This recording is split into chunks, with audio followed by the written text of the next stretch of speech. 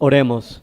Amante Padre que estás en las alturas de los cielos, Señor, gracias por este lindo amanecer que hemos tenido, por la noche fresca, muy agradable, que nos ha cobijado durante el transcurso de la noche y que ha refrescado nuestra mente y ha reparado nuestras neuronas para poder Bueno. seguir avanzando en el estudio de tu palabra. Estamos hoy ante tu santo templo, Señor.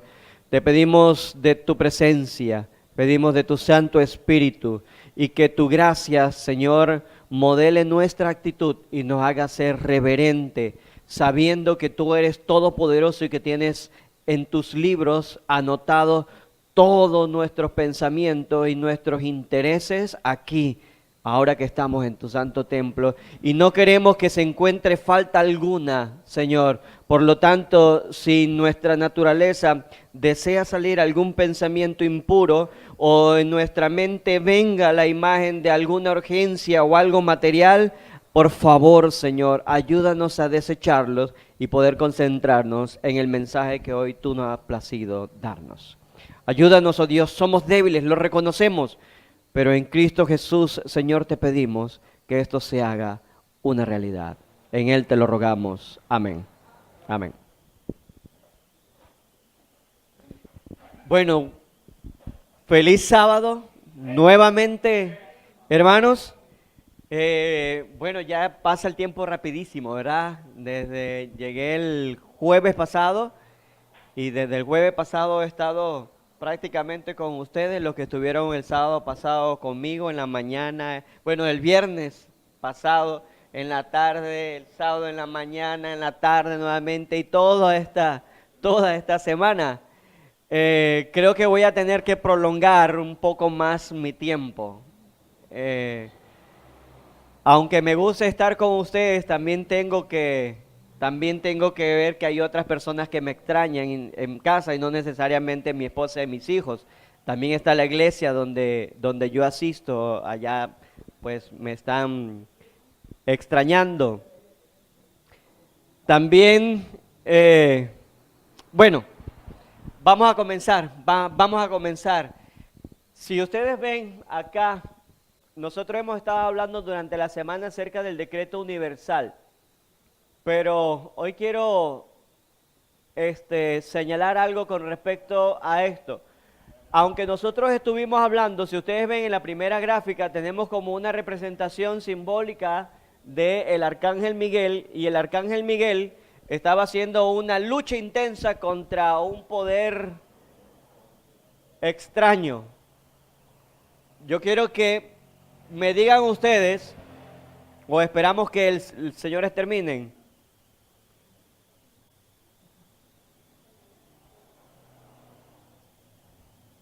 Yo quiero que me digan ustedes con quién estaba peleando Miguel.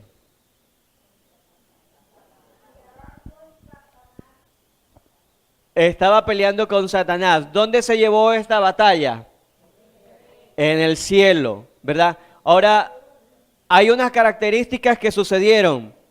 Cuando dice Apocalipsis, el capítulo 12, acerca del gran dragón y arrastró la tercera parte de las estrellas, ¿qué significa esto para ustedes?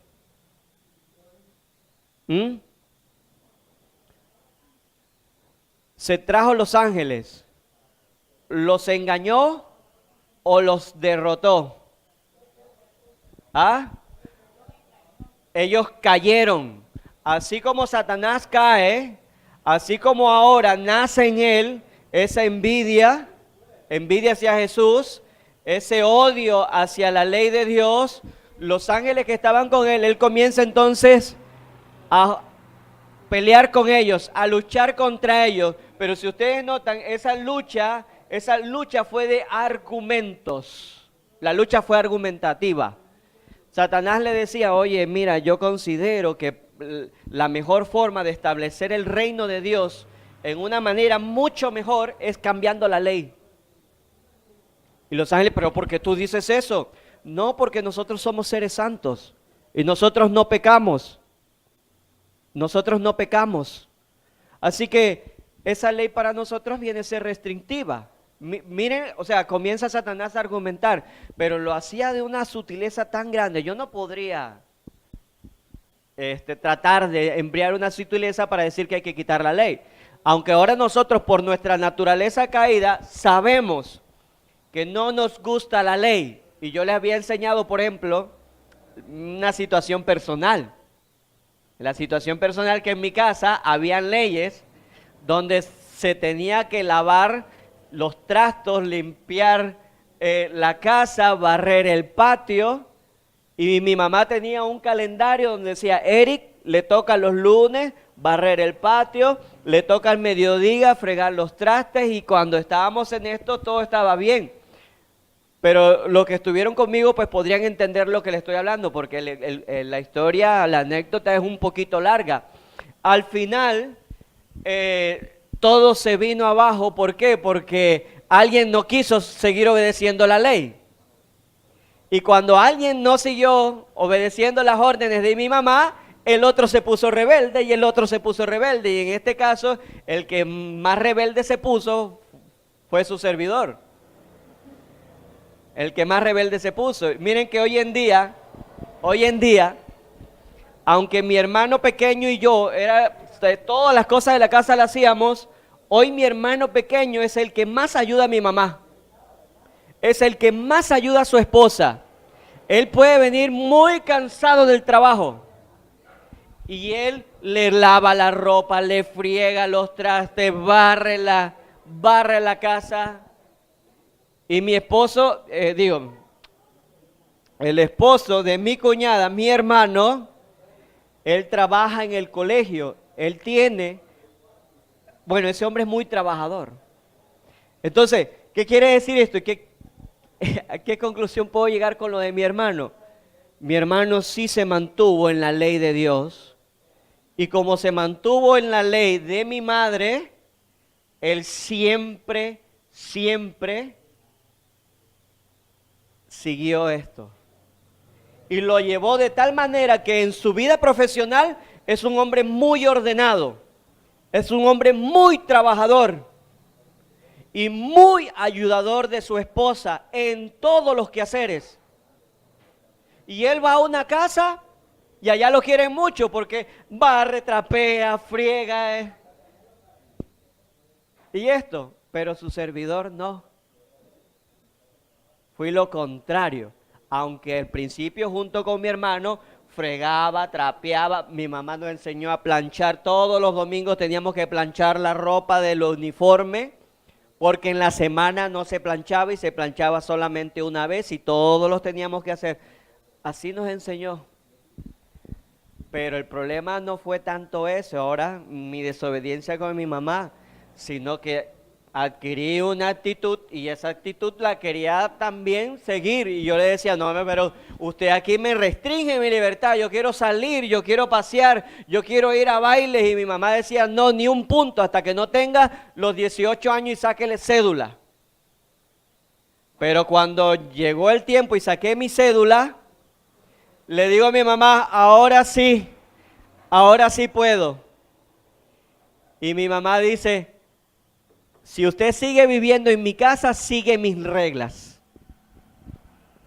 Yo decía, entonces me estuvo mintiendo todo este tiempo. Usted me dijo que cuando yo sacaba mi cédula, yo podía entonces hacer lo que se me daba la gana. Pues, sigues viviendo en mi casa, sigue mis reglas. Ahora comprendo eso, hermano. Ya ven por qué sí entiendo, entiendo bastante bien. No quiero decir que lo comprendo completo o total, ni podré como ser humano. Pero cuando yo estudié lo de la batalla en el cielo y del arcángel Miguel con Satanás, yo por la experiencia que tuve pude comprender esta lucha.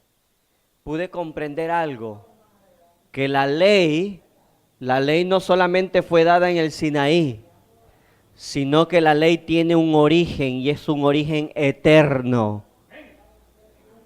Y que ese origen eterno es el fundamento, hermanos, es el fundamento del trono de Dios. Y lo leímos en toda esta semana.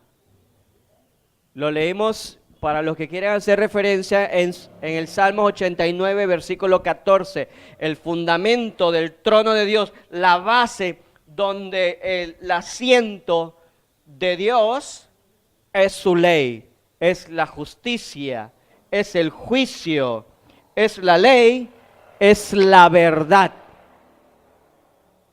Entonces, al comprender esto, hermano, comprendí ahora que al mi madre colocarnos esa ley de los quehaceres de la casa, pude ver que cuando nosotros estábamos obedeciendo eso, había armonía en la casa. Había armonía. Gracias. Había armonía. Y cuando había armonía, nosotros éramos felices, disfrutábamos. ¿Por qué disfrutábamos? Porque como cada quien sabía lo que tenía que hacer, yo tenía que lavar los platos, yo iba rápido, lavaba los platos, mi hermano barría la casa y cuando terminábamos los quehaceres, a jugar, a divertirnos. Oye, qué diferente fue cuando esto se cambió, cuando la desobediencia, cuando vino mi hermano mayor que estaba viviendo con mis abuelos y que no vivían en esa armonía y trae la desarmonía, entonces vino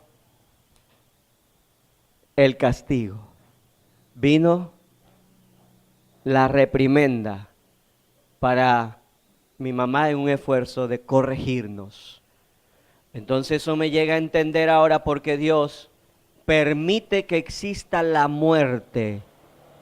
Ahora lo entiendo, hermanos, porque si nosotros no fuéramos de esta constitución física que se va debilitando con los años, con la mala alimentación, con el mal ambiente en que vivimos, y no existiera la enfermedad y no existiera la muerte, no tendríamos necesidad de un Dios. Hermanos, si a nosotros nos va bien en la vida, estudiamos, tenemos un buen trabajo, ganamos dinero, ganamos fama o fortuna, si no existiera un vacío en el corazón, no buscaríamos a Dios. Hermanos, cuando yo salí de mi casa, cuando por fin pude, como lo pongo entre comillas, buscar la libertad que yo quería, afuera de la ley que mi madre había colocado en mi casa, pensaba que yo podría hacer y deshacer, divertirme a ancha y pancha, como dicen en casa. Pero ¿saben qué me di cuenta? Sí estudié, me gradué de la universidad, tuve un buen trabajo, un trabajo que me hacía popular, y no exagero, lo digo de verdad, no es para dar un mensaje y hacerlo, no, fue verdad. Eso me dio la oportunidad de viajar, fui a los Estados Unidos porque mi idea era conocer Disney World, fui a Disney World, pasé en los Estados Unidos, era soltero, vivía en un apartamento, tenía un carro, pero cada vez que venía de reunirme con mis amigos y de disfrutar con mis amigos, sentía un gran vacío en mi corazón, un gran vacío, y no sabía por qué. Por eso estuve en un apartamento, por eso compré yo con un carro y soltero, y después cuando esto no me llenaba, yo creo que tengo que viajar y conocer otros mundos, otras personas, otras sociedades. Me fui a aprender inglés, a codearme con los americanos. Y llegué a trabajar con los americanos. Me tuve que meter en una escuela y no es que conozco el mejor inglés, pero por lo menos me doy a entender y entiendo bastante. Pero estando allá, mi vacío en mi corazón se hacía cada vez más grande, cada vez más grande. ¿Cuál era mi gran necesidad, hermanos? Cuando regresé de los Estados Unidos, mi madre, adventista del séptimo día, me insistía a que fuera a la iglesia. Hermanos, cuando llegué a la iglesia, hablan acerca del libro El deseado de toda la gente. Ese libro que habla acerca de la historia de Cristo Jesús, todo lo que hizo cuando estuvo en la tierra, y que el relato del anciano, ahora no me puse a investigar si era verdad o no, pero el relato del anciano fue que este libro está en la biblioteca personal del presidente de los Estados Unidos. ¿Cómo llegó allí? Un presidente, no me acuerdo cuál, ya le digo, no lo investigué, no sé si es verdad. Este presidente quería tener una biografía de Cristo Jesús para él, cuando tenía tiempo, leerla. Entonces, él forma un grupo de personas eruditas, con mucho conocimiento, y dijeron, escójame un libro. Se escogieron los 10 primeros, y de los 10 primeros iban a escoger a uno, y ese fue el deseado de toda la gente. Oiga, cuando el anciano dijo esto, mi abuelo había muerto hace unos meses, y mi mamá había heredado El conflicto de los siglos y El deseado de toda la gente, y el deseado de la gente estaba rasgado. Las últimas hojas no existían, pero sí había leído en la portada El deseado de toda la gente. Y como a mí me gustaba leer, a mí me gusta leer, a mí me encanta leer. Y como a mí me gusta leer, pensé, yo sé que ese libro está en la casa, voy a ver por qué el presidente de los Estados Unidos tiene ese libro. Y cuando yo comienzo a leer el libro, hermano, lo primero que me enseña, porque yo estoy acostumbrado a leerlo desde la introducción. Yo no puedo pasar a leer inmediatamente el libro si no leo la introducción. Y lo primero que dice la introducción es que Dios no ha creado con un vacío en el corazón porque Él solo lo quiere llenar. Cuando eso llega a mi mente, hermano, inmediatamente me cautivó el libro, me cautivó. Y comienzo a leer, y cuando comienzo a leer la historia de cómo nace el origen del pecado, cómo nace Satanás, me identifiqué de una vez con él. Y al seguir leyendo veo ahora como ejemplos como el de David. Cuando David había pecado de una manera tan horrible, hermano, no solamente adulteró, se acostó con una mujer casada, sino que manda a matar a su esposo y de una forma tan horrible. Y cuando el profeta le llega y le dice, tú eres ese, David lo reconoció. ¿Saben cuál era el problema de David como rey? Reconocer su pecado, que en el momento lo pudieron haber sacado y matado, porque esa era la ley de Israel. Ni el rey estaba eximido. Pero aún a pesar de eso, David confiesa su pecado y escribe uno de los salmos tan maravillosos de perdón, donde él confiesa no solamente su pecado, sino desea tener un corazón diferente, un corazón de carne, un corazón de sentimientos, amoroso a Dios. Y cuando yo leí eso, hermanos, vino mi primera oración. Yo también quería ser como David. Reconocía mi gran pecado y ahora quería ser perdonado y transformado. El libro me cautivó, hermano. ¿Y ustedes saben qué era lo que estaba sucediendo en esos momentos? Satanás me estaba llevando por una senda en la cual la transgresión, la desobediencia, el despilfarro, el vivir la vida, y Dios me estaba atrayendo, estaba luchando contra Satanás, estaba peleando contra él para darme la oportunidad de tener el conocimiento de la palabra de Dios, conocer el Exaltísimo y desear un cambio en el corazón. ¿Ustedes creen que el deseo de cambiar proviene de ustedes, hermanos? De usted no sale, de usted, ni de mí, de ni nadie, hermanos. Sale el deseo de cambiar. Eso lo produce Dios en usted. Lo que usted tiene que aprender a reconocer es cuando Dios está interviniendo para que en usted haya un cambio. Usted tiene que reconocer que hay un enemigo y que hay un enemigo formidable, que si no hubiera tenido la fuerza, la capacidad que tiene Satanás, no se hubiera valentonado a enfrentarse ante Dios. Por lo tanto, usted tiene que tener recelo, hermano, mucha reserva en esto, porque está ante un enemigo el cual usted no tiene la capacidad de vencer. Y por eso no me gusta cuando muchos dicen, tenemos al enemigo aplastado con los pies. Terrible error, hermano. Ahí está Satanás sentado riéndose. Ja, ja, ja. Ni idea tienen esta gente. ¿Por qué le hablo de esto, hermano? Porque de eso estuvimos hablando en esto toda esta semana, de esa lucha. Esa lucha no es solamente espiritual, como muchos lo llaman, sino es que es una lucha física, que no podemos verlo, es otra cosa, pero es una lucha física.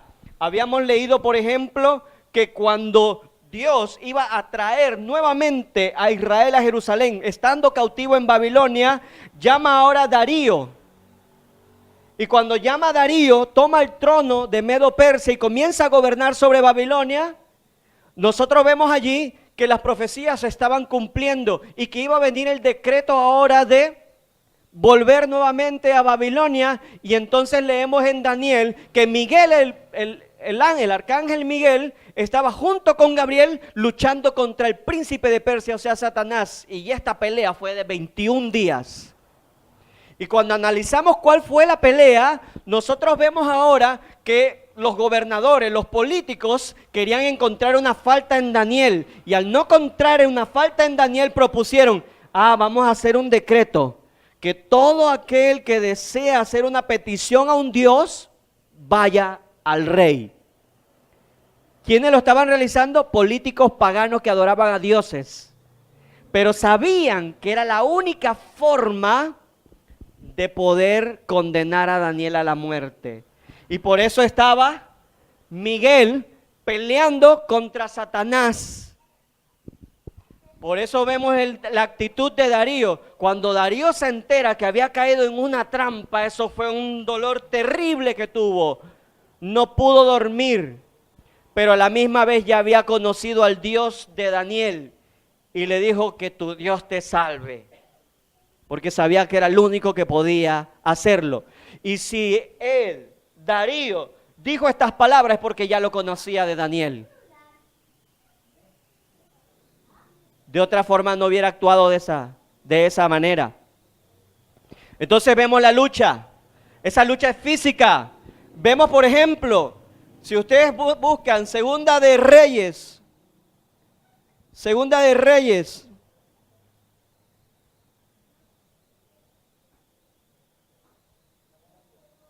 capítulo 6.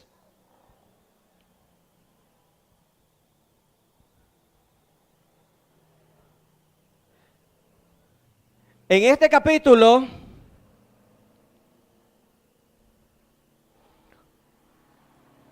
me dicen cuando lo tienen. Es que toda la semana hemos estado diciendo, cuando lo tienen, hermano, uno que me diga amén, ya yo leo inmediatamente. Ok, gracias. En el versículo 8 dice, el rey de Siria estaba en guerra con Israel y en consulta con su siervo dijo, en tal lugar estará mi campamento. Y el varón de Dios envió a decir, o sea, Eliseo envió a decir al rey de Israel, no pases por tal lugar porque los sirios van a ir allá. Oiga, hermanos, ¿qué estaba sucediendo? Los sirios querían atacar a Israel, pero cuando los sirios formaban un plan para combatir, ¿qué pasa? Ya Israel se daba cuenta cuál era el plan, porque tenían al profeta, y el profeta le decía, hey, ellos se encuentran allá, ya se están planificando, tú ve por acá. Y no pasó una vez, pasó varias veces, pasó otra vez, y dice, oye, pero ¿qué es lo que está sucediendo? Yo tengo aquí algún espía. Y dicen, no es que hay un espía, lo que pasa es que Israel tiene un profeta, y ese profeta le dice todas las cosas. Ah, sí, vamos a capturarlo. Versículo 14. Entonces el rey envió allá gente de a caballo, carros y un gran ejército que fueron de noche y cercaron la ciudad. Esa ciudad era donde estaba Eliseo. Versículo 15. De mañana se levantó el siervo del varón, o sea, Eliseo, para salir y vio al ejército que cercaba la ciudad con gente de a caballo y carros. Entonces su criado dijo: Señor mío, ¿qué haremos, Señor mío? Están todos allí, toda esa tropa, todo ese ejército y nos van a tomar a nosotros. Con miedo, estaba con miedo. Eliseo respondió, versículo 16, no temas, porque más están con nosotros que con ellos. Y Eliseo oró: te ruego, Dios, que abras sus ojos para que vea. Entonces el Señor abrió los ojos del criado. ¿Y qué vio el criado? ¿Ah? ¿Qué vio el criado? Lleno de ángeles poderosos a su diestra y a su siniestra. Hermanos, podían estar todos los soldados sirios allí, en ese lugar, a tomar un solo hombre. Un solo hombre. Pero detrás de ese hombre estaban todos los ángeles de Dios. ¿Es una lucha física? Es una lucha física. No la podemos ver. Si Dios abriera nuestros ojos y viéramos aquí a sus santos ángeles, pero si viéramos a Satanás, nadie me escucharía porque todos saldrían corriendo y hacia afuera. Me dejarían solo aquí. ¿O tendrían el mismo valor que Eliseo? ¿Ah? Y si tienen el mismo valor que Eliseo, usted no necesita verlo, ya usted lo sabe. Y como ya lo sabe, entonces se va a tomar sus armas para defenderse.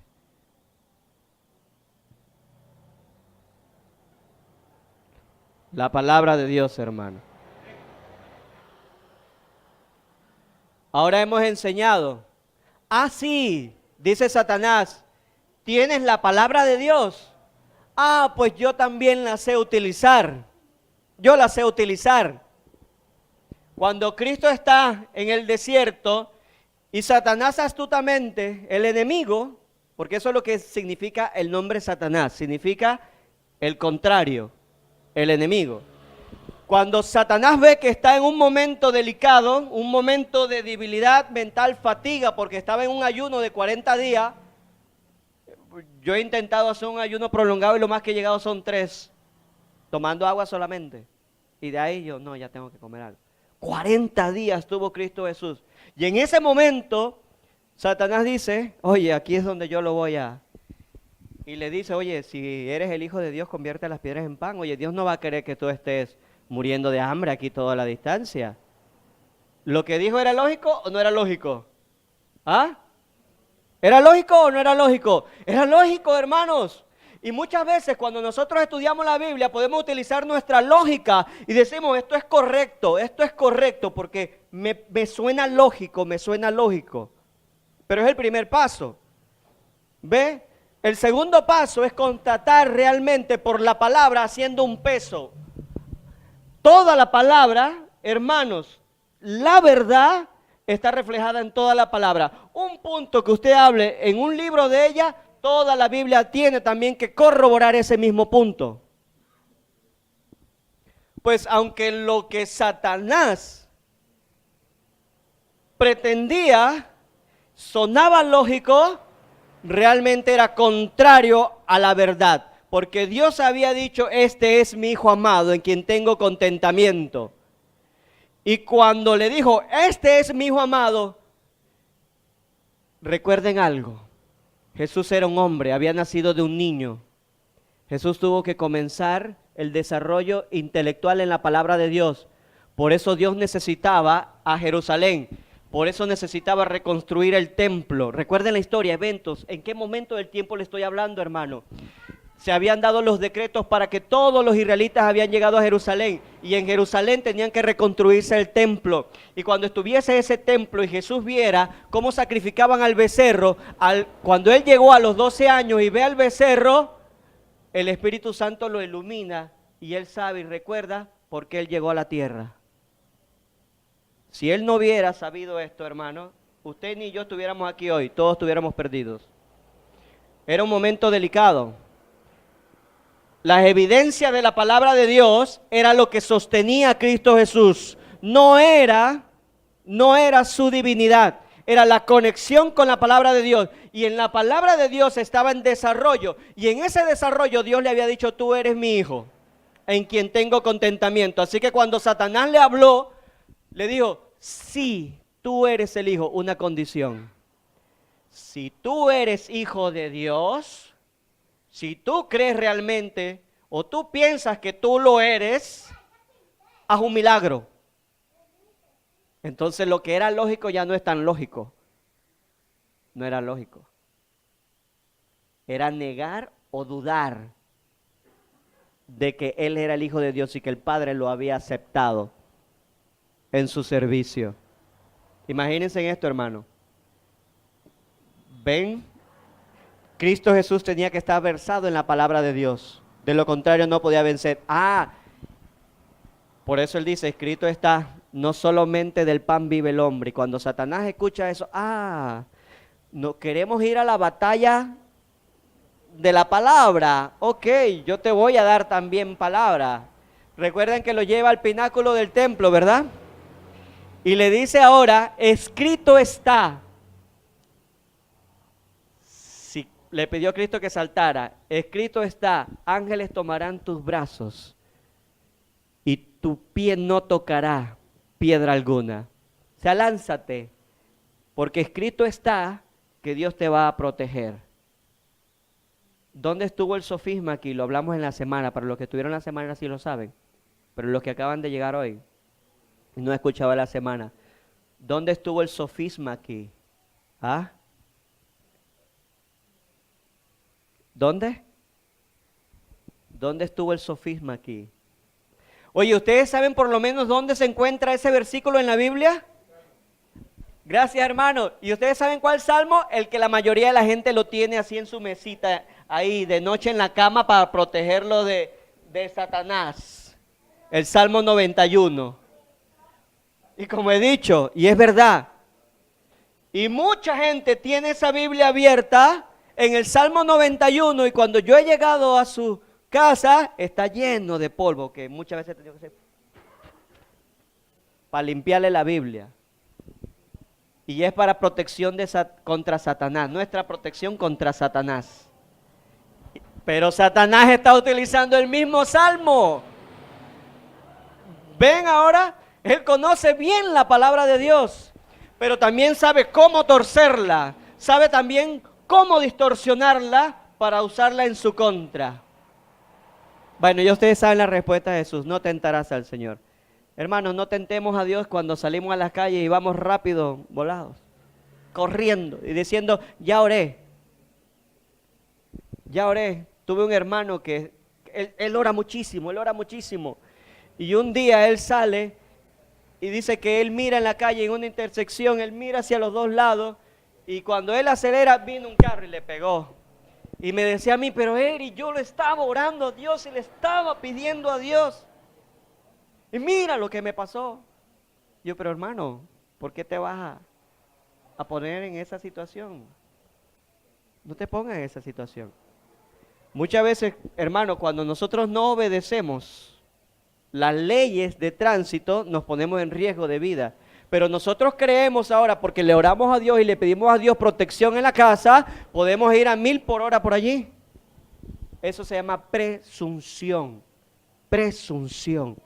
El utilizar la palabra de Dios para respaldar mis acciones, cuando mis acciones no están de acuerdo con ella, es presunción. Y pretendemos que Dios nos va a ayudar, Dios nos va a contestar nuestras oraciones. Si yo vengo y me pongo a orar y digo, Señor, tengo una apertura económica, permíteme ganarme la lotería. Dios no trabaja por el azar, hermano, no trabaja con la suerte. Dios le provee lo que necesita de una manera que usted puede decir, solamente pudo haber sido de lo alto, de otra forma no pudo haber sido. Pero si usted se gana la lotería, usted puede decir, bueno, pues puede haber sido casualidad, pudo haber sido suerte. Dios no actúa así, hermano. Cuando se queda en duda, si fue de Dios o no fue de Dios. Cuando Dios le da algo, usted tiene la convicción, la seguridad de que fue Dios, porque de otra forma no pudo haber sido.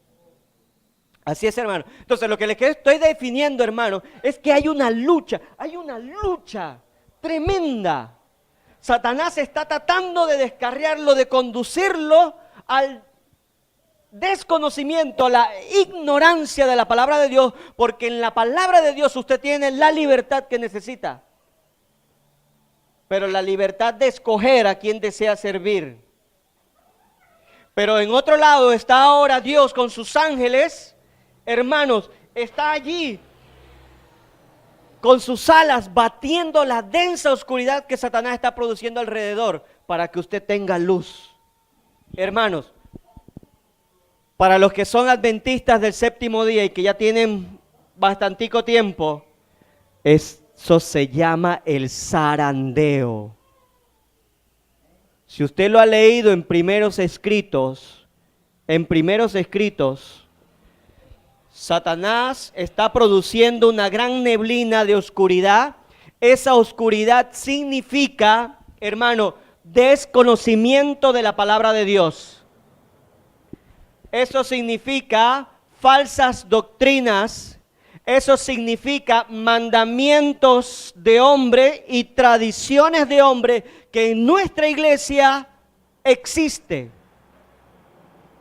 Pero Dios está allí con sus ángeles y está batiendo sus alas para que usted tenga un rayo de luz. Y cuando usted lee eso en primero escrito, ese rayo de luz viene de vez en vez.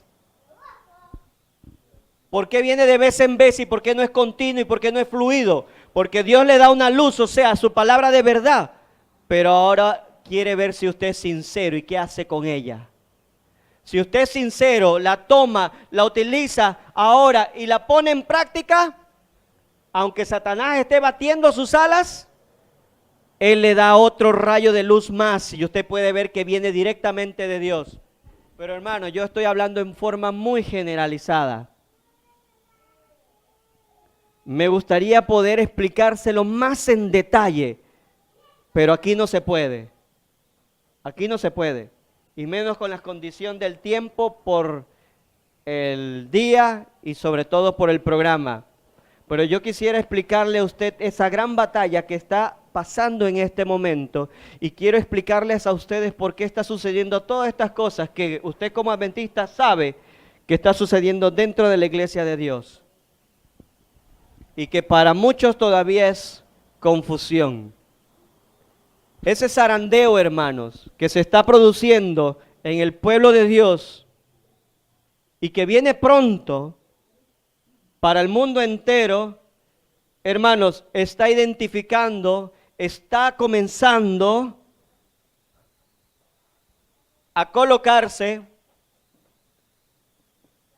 la marca de la bestia en la mano o en la frente.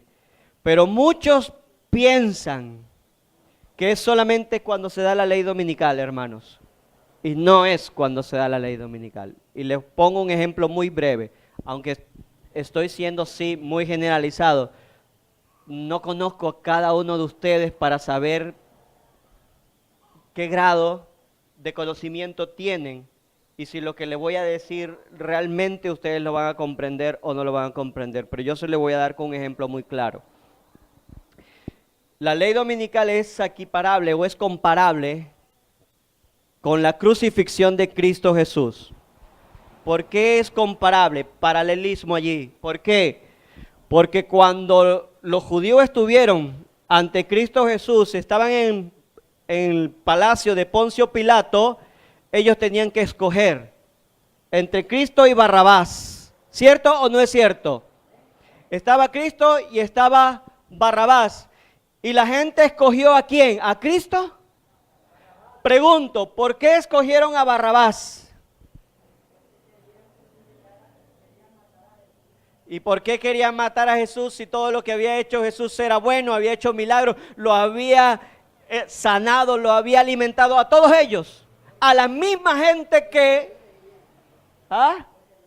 ¿Y cuando no creyeron? los llevo a esta situación.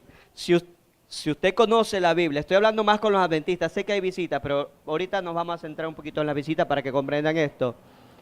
Cuando usted se va, lee en el deseo de toda la gente, la crisis en Galilea, cuando usted analiza todo esto, Jesús, en el capítulo 6 del libro de Juan, él comienza a hablar de la necesidad de comer su carne y beber su sangre. ¿Cierto o no es cierto?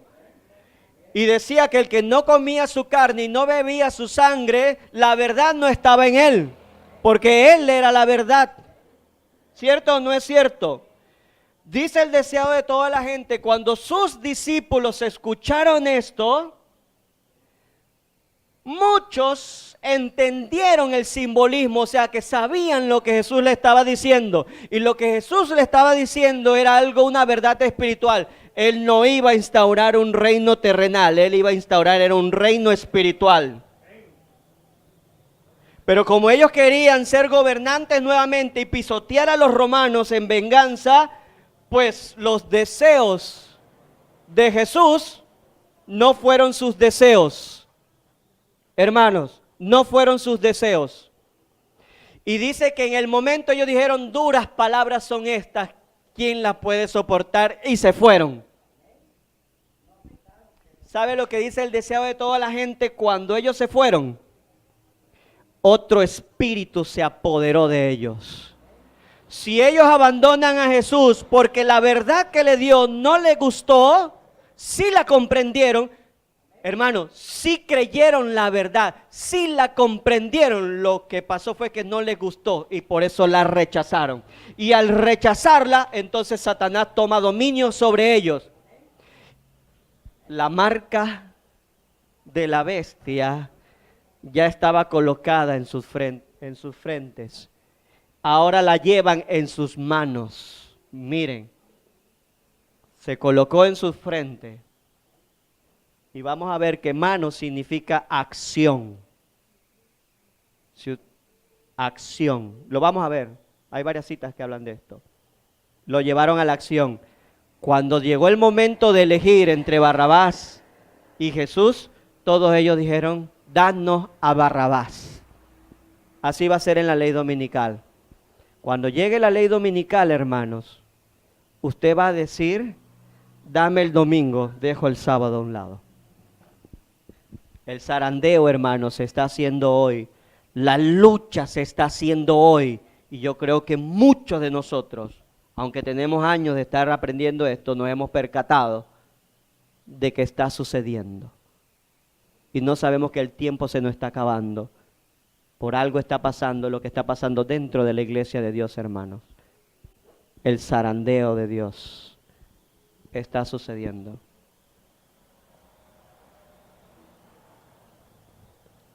¿Ustedes saben en qué versículo se encuentra esto? Cuando los discípulos se van. ¿Usted sabe, hermano, en qué versículo se encuentra? En el libro de Juan, en el capítulo 6, versículo 66.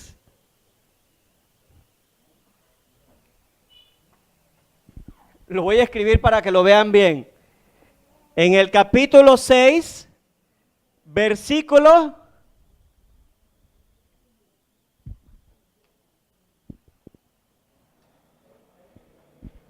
¿Lo buscan?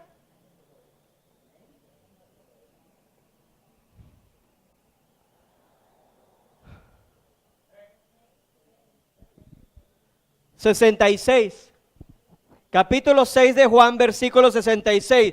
Desde entonces, muchos de sus discípulos lo dejaron y ya no andaban más con él.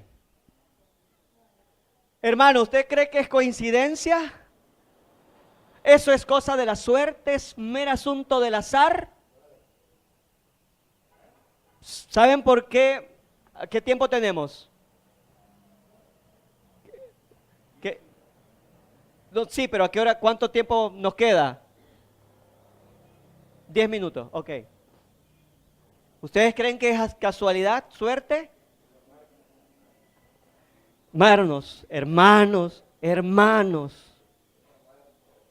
tenemos que aprender a ver la lucha que hay y que estamos en medio de esto. No nos pongamos a hacer planes futurísticos. No pensemos en prosperidad material, monetaria. No es tiempo de pensar ya en voy a tener una gran familia, quiero tener varios hijos. No estemos pensando en esto, hermanos, porque lo que está pasando dentro de la iglesia adventista, hermanos, simplemente nos está señalando es la separación que se está realizando.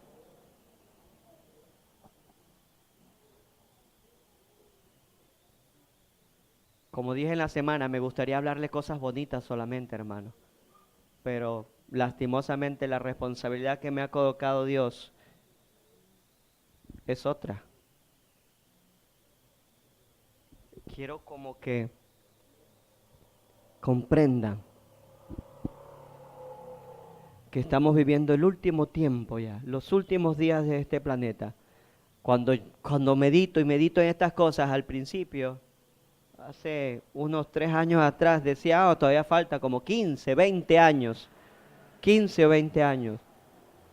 Y ahora pienso en meses. Pienso en meses. Ya no en años. No me pregunten qué tanto tiempo.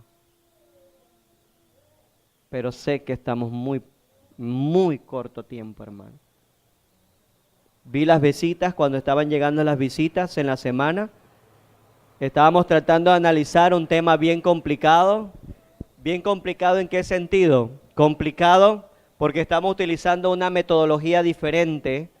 Estamos utilizando línea sobre línea. Estamos utilizando línea sobre línea. Y en esta metodología de aprendizaje, hermanos, nosotros colocamos una línea de tiempo. Y nosotros ahora, cuando hacemos una cita bíblica, nosotros colocamos el tiempo en que esa cita se dio y por qué se dio. En qué circunstancias se dieron. Para poder analizar el contexto de esa situación, porque esa situación, hermanos, tiene un paralelismo con nuestro tiempo. Y eso lo dice el conflicto de los siglos. E incluso si usted lee la introducción del conflicto de los siglos, le va a hablar acerca de esto.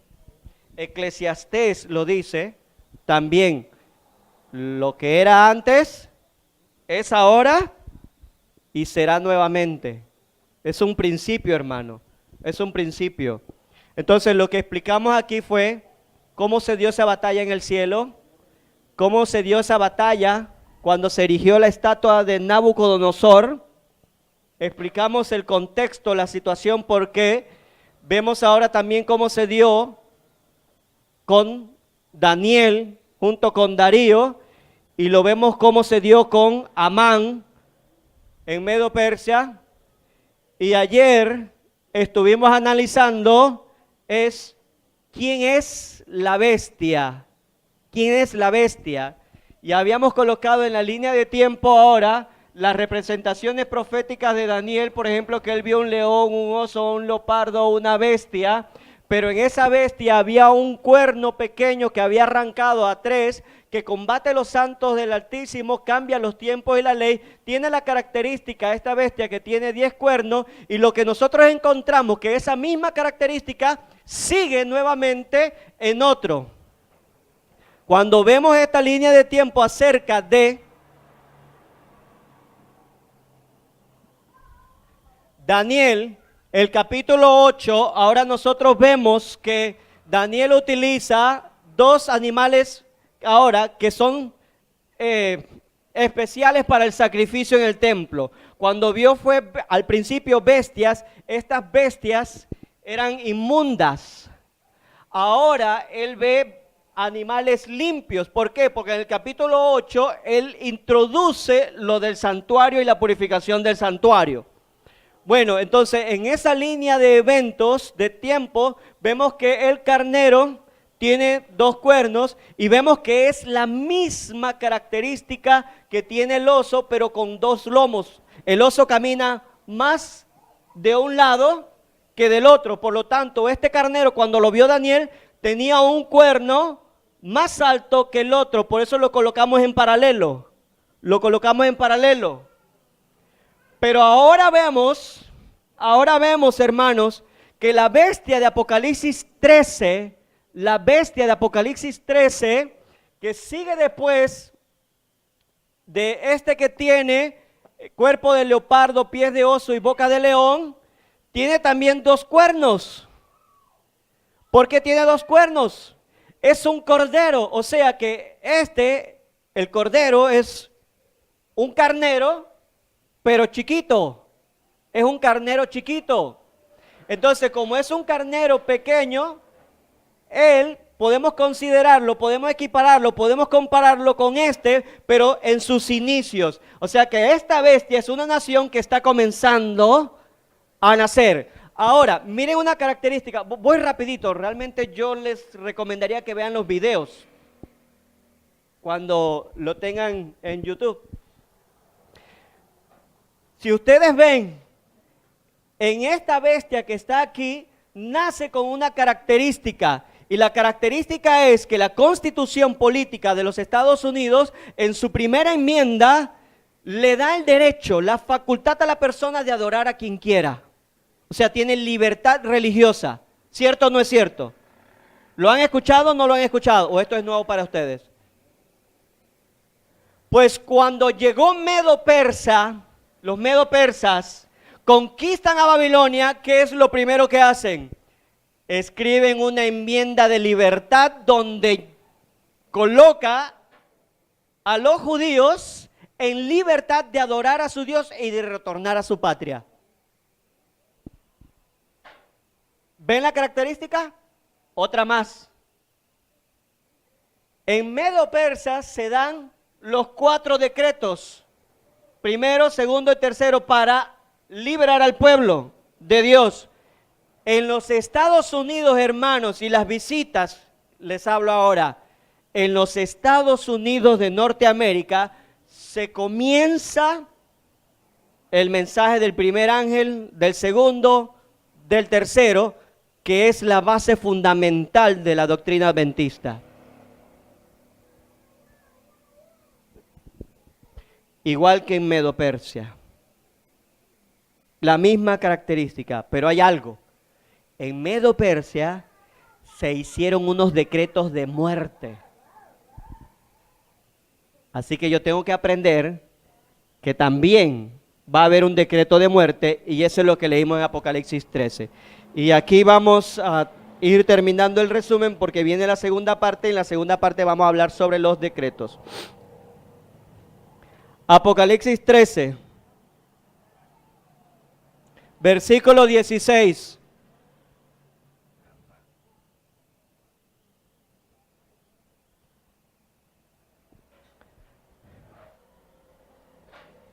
Amén. Y ordena que a todos, pequeños, grandes, ricos y pobres, libres y siervos, se les ponga una marca en la mano derecha o en la frente, y que ninguno puede comprar ni vender, sino el que tenga la marca o el número de la bestia o el número de su nombre. Esto quiere sabiduría. El que tenga entendimiento, dice, cuente el número de la bestia, que es el número de hombre. Número es 666. Y vimos que Juan, capítulo 6, versículo 66, se hace una separación de los discípulos de Dios. Ahora le toca la tarea a ustedes de comprender ese capítulo, para que ustedes sepan cómo se hace, cómo se va implantando el sello de Dios y la marca de la bestia. Cuando yo hablo aquí del decreto universal, para los que llegaron a pensar que yo me estaba refiriendo era a la ley dominical, aunque me dijeron que hablara de la ley dominical, pues no me estoy refiriendo a ese decreto. Me estoy refiriendo, te lo voy a definir de esta forma. En Mateo dice, Cristo dice, no tengas miedo al que mata el cuerpo. Tenle temor al que mata no solamente al cuerpo, sino al alma. Y el que hace la separación es Dios. Yo le tengo más temor a Dios y a su decreto que al decreto que vaya a poner la bestia de 10 cuernos y el de 2 cuernos, hermano. De eso vamos a hablar ahorita. Vamos en el siguiente mensaje. Vamos a colocarnos y vamos a orar.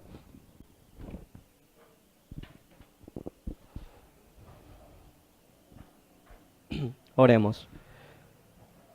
Amantísimo Padre que estás en las alturas de los cielos, Señor nuestro, hoy queremos rogarte tu gran bendición, pero sobre todo pedimos tu gran espíritu, Señor, porque sabemos que con Él podemos vencer esta batalla, sabemos que con Él vamos a lograr los pasos de purificación que tú has especificado en el libro de Juan, que son que el Espíritu nos va a redarguir de pecado, de justicia y de juicio. Y sabemos que esto representa los 3 mensajes angelicales y que cada uno contiene una verdad indispensable y lineal, comenzando desde el mensaje del primero. Ayúdanos, por favor, a comprenderlo. Es de vital importancia para nosotros. Ahora lo reconocemos, Señor, y ayúdanos a permanecer en Él para que el sello de la salvación sea colocado tanto en nuestra frente como en nuestras manos, Señor. Ayúdanos a lograrlo, te lo rogamos, te lo pedimos en el dulce nombre de Cristo Jesús. Amén. Amén.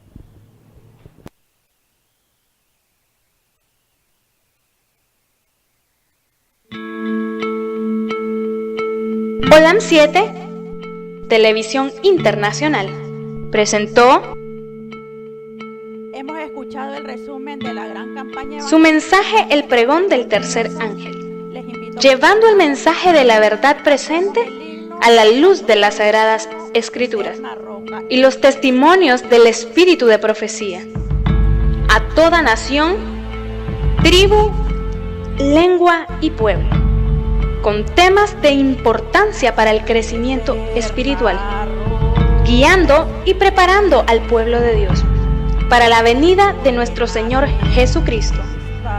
Olam 7 Internacional, sanando, educando y reconciliando.